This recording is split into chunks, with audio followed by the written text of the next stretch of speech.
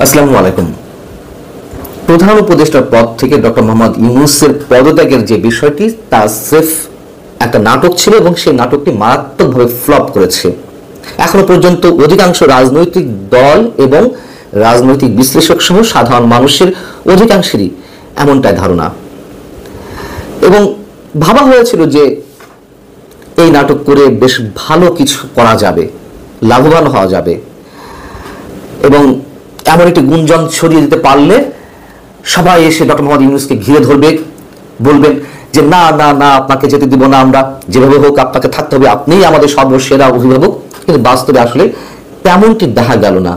এবং এইগুলো আমার কথা নয়, এগুলো অধিকাংশ রাজনৈতিক দল এবং বিশ্লেষকদের যে মন্তব্য তার মধ্যে দিয়ে এমনটা ফুটে ওঠে।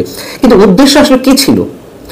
বিষয়টি যতটা এখনো পর্যন্ত যতটা জানা যাচ্ছে যে ডক্টর মোহাম্মদ ইউনূস তার অনুগত বা তার নিয়োগকর্তা ছাত্রদের দেখে তিনি বললেন যে তোমরা এমন করছো কেন, এমন করলে তো আমি থাকবো না, আমি পদত্যাগ করবো, অভিমানের সহিত সম্ভবত বলছিলেন।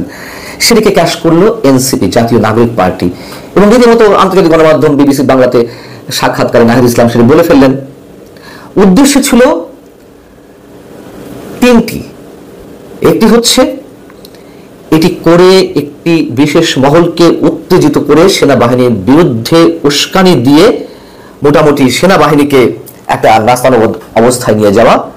দ্বিতীয়ত, চরম একটি বিশৃঙ্খল পরিবেশ তৈরি করে যে মূল উদ্দেশ্য এটি মহলের নির্বাচনকে দীর্ঘায়িত করা, এবং সরকারের যা কিছু ব্যর্থতা সেগুলোকে একটু আড়াল করার চেষ্টা করা। কিছুই কি হয়েছে?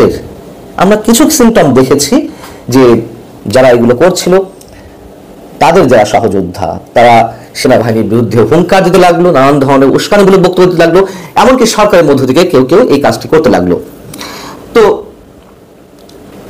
বিএনপি নেতা সালাউদ্দিন আহমেদ তিনি কি বলছেন একটি টেলিভিশনের সাক্ষাৎকারের সময়? তিনি বলছেন যে ডক্টর মোহাম্মদ ইউনূসকে তো কেউ পদত্যাগ করতে বলেনি, যিনি পদত্যাগ করতে যাচ্ছিলেন উনি যদি পদত্যাগ করতে চান সেটি একান্ত ওনার ব্যক্তিগত বিষয়, আমরা তাকে পদত্যাগ করতে বলিনি। সেনাপ্রধান সম্পর্কে সালাউদ্দিন আহমেদ বলছেন সেনাপ্রধান এমন কিছু বলেননি যা তার জুরিসডিকশনের মধ্যে পড়ে না, বরং সাধারণ মানুষের যে চাওয়া প্রত্যাশা সেটি প্রতিফলিত হয়েছে সেনাপ্রধানের বক্তব্যে। এবং এরপরেও যদি উনি একান্তই ব্যক্তিগতভাবে তার দায়িত্ব পালনে অপারগতা প্রকাশ করেন সেটি তার বিষয়, রাষ্ট্র তার বসে থাকবে না, পৃথিবীর কোনো কিছুর জন্য বা কারোর জন্যই কোনো কিছু থেমে থাকে না। আরেকটি নীতি দিয়েছেন যে ডক্টর মোহাম্মদ ইউনূস ওয়ান সময় একটি রাজনৈতিক দল গঠন করতে চেয়েছিল, এখন তার মনে কি অবস্থা আমরা জানি না।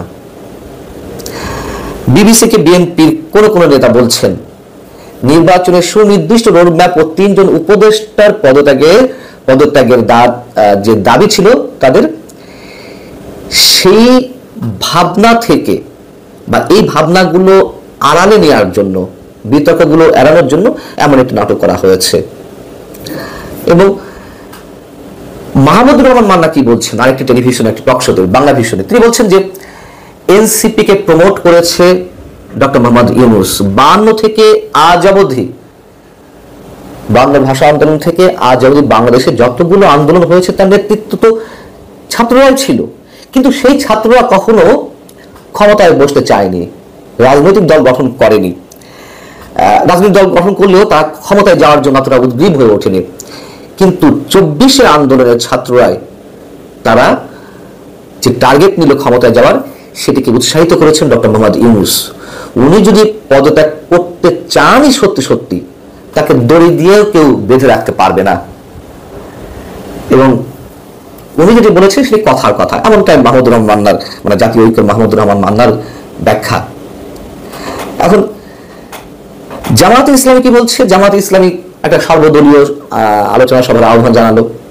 এই পার্টি কি করলো? সংবাদ সম্মেলন করে তারা বলল যে অন্তর্বর্তীকালীন সরকারের যে সব উপদেষ্টার কারণে জাতীয় ঐক্য বিনষ্ট হয়েছে এবং তারা বিভিন্ন বিতর্কিত কর্মকাণ্ডের মধ্যে ঢুকে পড়েছেন, তাদের পদত্যাগ করতে হবে।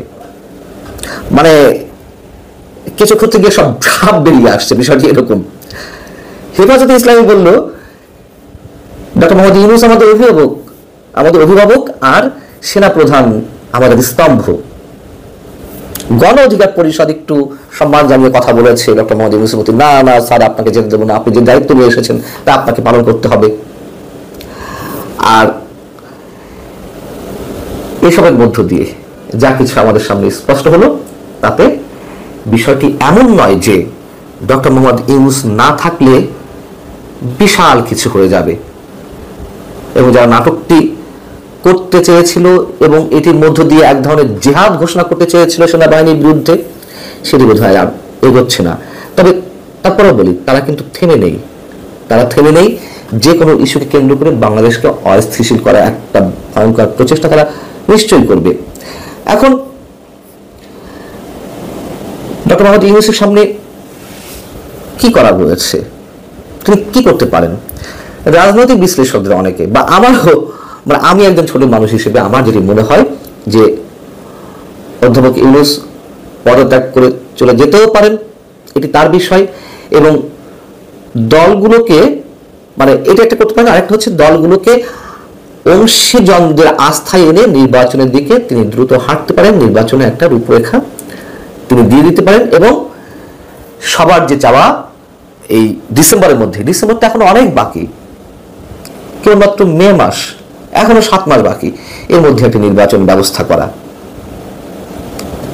আর সবশেষ বলতে হয়, প্রধান উপদেষ্টার পদত্যাগের গুঞ্জন এবং উপদেষ্টাদের নিয়ে যে চলমান বিতর্ক, সেগুলা অন্তর্বর্তী সরকারের স্থিতিশীলতা নিয়েই বড় প্রশ্ন তৈরি করেছে। অর্থাৎ মাঝে বলছিলাম যে কেঁচো খুঁটে গিয়ে সাপ বেরিয়ে পড়েছে, মানে এই নাটকের তো আসলে কোনো লাভের লাভ হয়নি, বরং বিশেষ একটি গোষ্ঠীর একটি বিশেষ চেহারা সবার সামনে স্পষ্ট হয়েছে। আবেগকে কাজে লাগিয়ে তারা যে বেগের সৃষ্টি করতে চাইছিল, সেটা বুমেরাং হয়েছে।